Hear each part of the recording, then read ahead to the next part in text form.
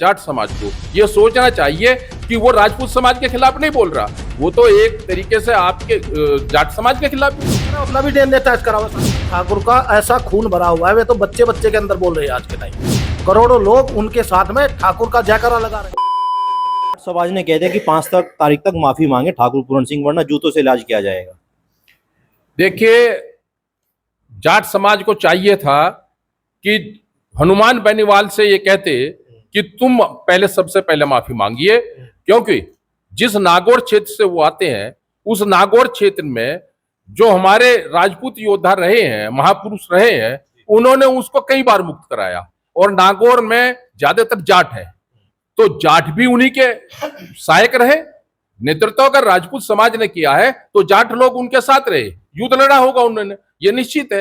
ये कहीं हम इग्नोर नहीं कर सकते इस बात को। इसका मतलब है हनुमान बेनीवाल ने अपने ही खाप के, अपनी ही पूर्वजों पर, वो अपने पूर्वजों की माता बहनों और जो उनके जो और पूर्वज दादी वगैरह रही होंगी उन पे ही एलिगेशन लगा दिया, उन्हीं पे विरोध जता दिया कि इसका मतलब तो उनको भी वहां चला गए। वो तो 60-70 किलोमीटर की जो बात करते हैं तो कम से कम उनको ये सोचना चाहिए, और बेनीवाल खाप या जाट समाज को ये सोचना चाहिए कि वो राजपूत समाज के खिलाफ नहीं बोल रहा, वो तो एक तरीके से आपके जाट समाज के खिलाफ भी बोल रहा है। तो क्या उनको माफी नहीं मंगवानी चाहिए थी? और पूरे हिंदुस्तान की जो गरिमा है, महिला सशक्तिकरण जिसको कहते हैं, और महिलाओं के खिलाफ बोलना, यही तो सम्मान है भारत का कि हम महिलाओं की इज्जत करते हैं।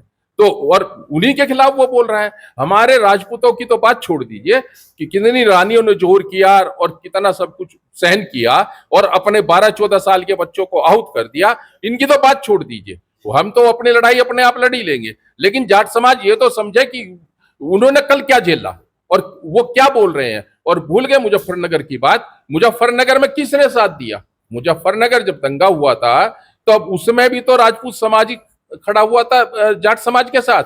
तब उन्होंने क्यों कहा? और एक जगह नहीं, अनेकों ऐसे किस्से हैं जिसमें हमारे राजपूत समाज ने सभी बिरादरियों का साथ दिया। और वो साथ ऐसे नहीं दिया किसी पर एहसान कर दिया, क्योंकि राजपूत योद्धा रहा है और उन्होंने जो है बड़ा स्पष्ट रूप से दूसरे लोगों का सहयोग लिया है। उसमें तो लोहार भी थे, जो आजकल आप देखते हैं घुमंतु परिवार जो है वो भी थे। वो घुमंतु परिवार भी तो हमारा हिस्सा थे, वही तो हथियार बना के देते थे, वही तो हमको लड़ने के लिए सब कुछ चीज मुहैया कराते थे।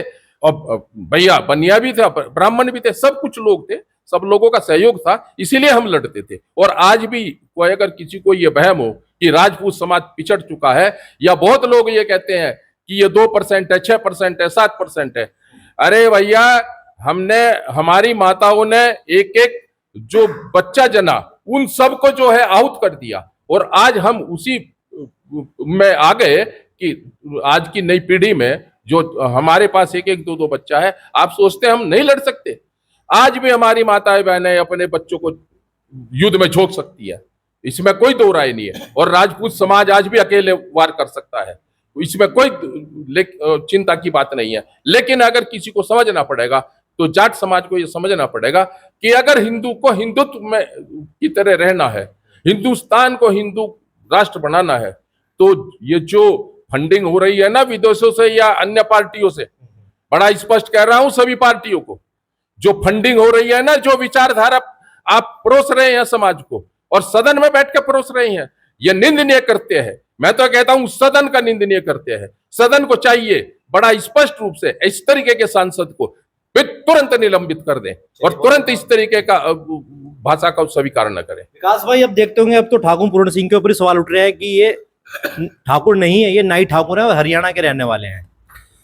पुरुषोत्तम जी, पहली बात तो जो आदमी ऐसी बातें कर रहा ना, वो शायद अपने बाप की औलाद नहीं है, क्योंकि उनको पता ही नहीं कि ठाकुर साहब तो रियल में ही जब से जन्मजात हुए ना मुजफ्फरनगर में पैदा हुए, और वे बाल फुगाना है गांव जहां से उनका जन्म, उनके बाप दादा पूर्वजों का जन्म हुआ, वे बाल फुगाना गांव हरियाणा का है।